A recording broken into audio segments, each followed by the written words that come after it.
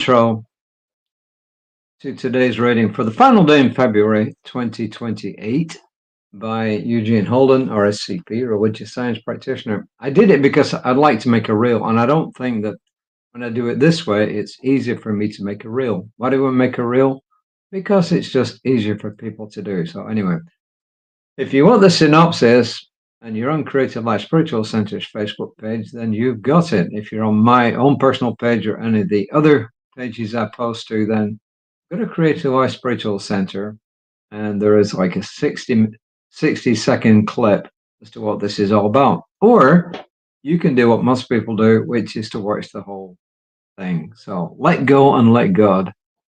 The first quote, there's actually a typo in here. It says David R. Hawking. It's actually Hawkins.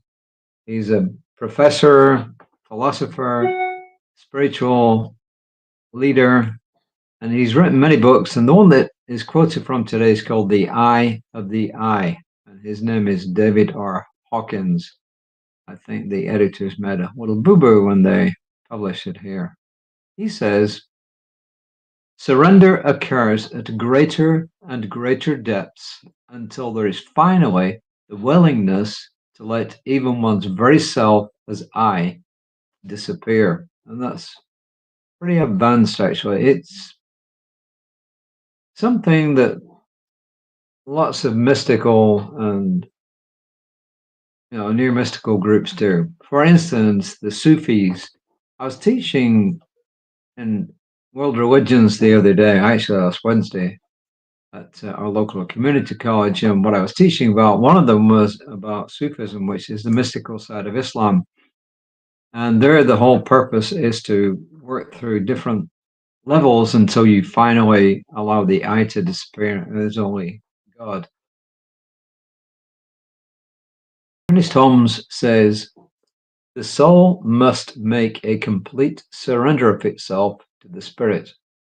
That is, the law must come under subjugation of the spirit. The will of the spirit is peace, clear thinking, and happiness. It could have no other will. And if you like, some people would say that's ego versus higher self.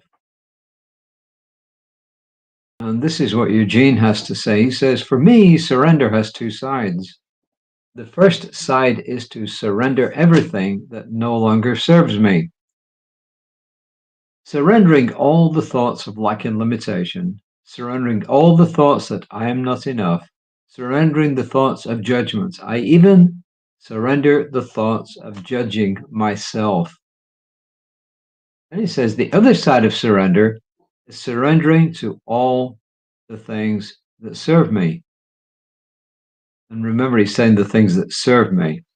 Surrendering my gifts, surrendering to the creativity that flows through me, surrendering to my good, and surrendering to all that serves me. We have the phrase, let go and let God. This simple phrase speaks to surrender and acceptance. Letting go is surrendering everything that does not serve. Letting go is accepting all the good that already surrounds us. We must be willing to let go of the negative thoughts we have about ourselves. For the all in all, a God Spirit, to work through us, we must surrender who we think we are. We're called to be still and know that we are one in the oneness of the Spirit. We are to accept our divinity. From this point of view, we say that all things come from the divine, and therefore all things are inherently good in spite of their appearances. When most of us hear the word surrender, we either think of it on a battlefield or we think of it in terms of, I don't want to give anything up. But the way that Eugene Holden puts it here, I think, is on a very practical and realistic level.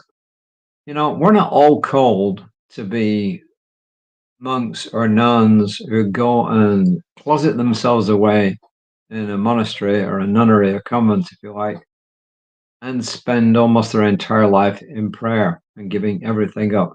We're not all called to do that, because if we were, the world would stop working as we know it. but we are called to realize who and what we are. And I think, to me, and I've quoted this before not too long ago, Pierre Teilhard de Chardin, the Jesuit priest who was not very popular with the Vatican, and he was around in the 20th century. He said that we aren't human beings having a spiritual experience. We are spiritual beings having a human experience. And then some teachers of spirituality would say, yes, that's true. And we've lost sight of who and what we are. And we've got involved in all the things of the world, and we're more focused just on the material.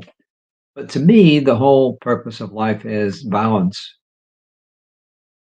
I'm not one who wants to closet myself in a way in a walled up facility and just pray all day long. That's not me. And I'm not saying there's anything wrong with that, but for the world to work, there's got to be some kind of balance. And on the other hand, I am not some kind of magnet,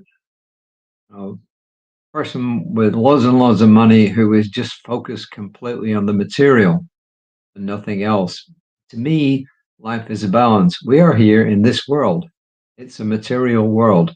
Yes, I believe we're spiritual beings having a human experience, which to me means life should be in balance. So rather than saying just let go and let God, I would say let there be balance. Balance out the spiritual and the material, the sacred and the profane, however you want to call it, and keep a balance in life. Yes, do your spiritual work, but attend to your material needs as well. So I think the Sikhs, I've got another way of putting it. One of their main gurus said, what good would it be if everyone went to the mountains to pray and nobody put out the fires that were left behind? So, in other words, we have to attend to everyday things, and we have to also attend to our spiritual side as well. So, I would say, let there be balance. That would be my motto. I live in balance would be my affirmation. I live a life of balance. The affirmations that Eugene gave us are also pretty good. I surrender to my good. What's wrong with that? It's a good one. I am one with the one, and I surrender. I surrender to my good, and I'm one with the one. So this is it for February. I have not pre-read what's coming up for March. I will do that tomorrow morning sometime, and then I will read it tomorrow later in the day. But for now, enjoy the rest of February. For some people who watch this, it may even be tomorrow. I don't know. It may be already be the 1st of March, but for us here, it's still the 28th of February. So enjoy the rest of your day. Enjoy the rest of February. Come back and see us again. Come and see Reverend Lisa tomorrow morning at 9 o'clock or 9:15 on March 1st, and come and see me later in the day. And we will see what the new ratings have got to bring us. For now, let go, let there be God, let there be balance. Namaste.